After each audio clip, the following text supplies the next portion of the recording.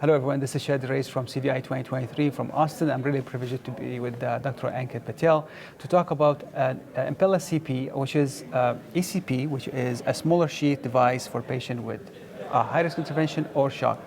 Dr. Patel, thanks for being with us. No, thank you so much for having me. This is a fantastic opportunity. Thank you. So as you know, there is in the interventional space, there was a slow adoption of mechanical support because of the large bore. With this new technology, things changing. So walk us through where this is coming from and how you incorporate it in your practice. No, I think that's a great question. I mean, so when we look at the world of complex PCI, the amount of cases that we're taking care of where the patient's ejection fractions are low, the complexity of the lesion, having mechanical support to maintain good hemodynamics throughout the case is critical.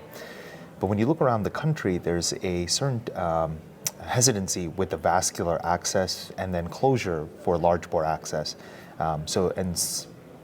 Individuals that have experience with structural heart, using percloses and so forth can be a relatively facile thing. But a lot of operators don't have that comfort level. And so I really applaud industry for innovating to go to a 9 French system. So the ECP pump is being studied in the clinical trial. Hopefully we'll close out the trial in the next 6 to 8 weeks and have data to kind of show its efficacy. And the 9 French system expands to a 21 French inside the heart. And what's interesting is it's implanted in a wireless approach. So it allows it to be sort of a smaller device. And the best part is when you are explanting the device, you can use an 8 French angioseal. And I'm not trying to be a proponent of one closure device or not, but we know that operators throughout the country and around the world feel very comfortable with angioseal or MIGS or these techniques that they're used to doing in femoral cases already. Right. So in terms of support, the pump that bring forward in terms of flow and over, is it the same thing compared to CP? Yeah, so the fluid dynamics are a little bit different because of the way that the pump is designed, but you're able to get the same amount of hemodynamic support. So routinely, in the cases that we've done, we'll get baseline hemodynamics of 2.5 to 3.5 liters of support. As your afterload rises and the dynamics change, you can get up to 4+ liters of support. And they even have a boost functionality where you can get, for a period of a couple of minutes, a higher augmentation, which you can use if you're doing a complex distal left main or long runs of atherectomy. Yeah. Exactly. Yeah, it's like a booster pod. Yeah, exactly. Okay, interesting.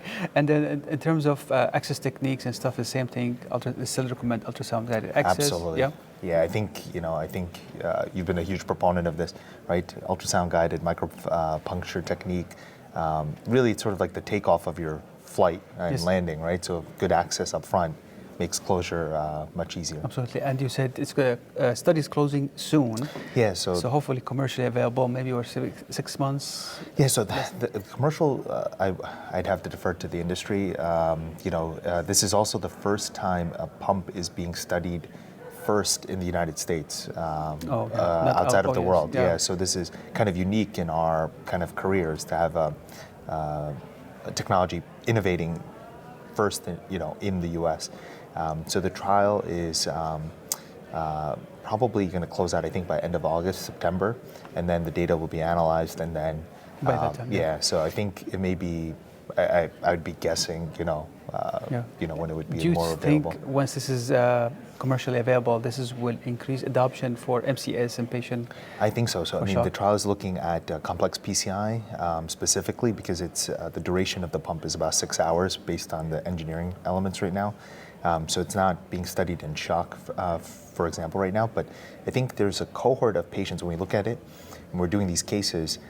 There's patients that probably don't need hemodynamic support. There are patients that you feel that will need hemodynamic support. And there's that gray area where you're thinking about it, but you're sort of offset by the size of the axis of a CP, for example. And so I think this is where this will kind of fall in, where it'll allow you to do a better, more comprehensive job, maybe tackle more than just the one lesion and kind of do things in an efficient way, because you're already accessing the groin on a patient. So I think that'll be the kind of sweet spot. And we see sometimes in the practice, I will go radial for complex intervention, but I put the 5 French in the groin just in case we want to go. But this is where this device comes right in. Exactly, and you're going to get markedly more hemodynamic support than a balloon pump, which is essentially the same size femoral access. Exactly. So you're getting just a more robust hemodynamic support.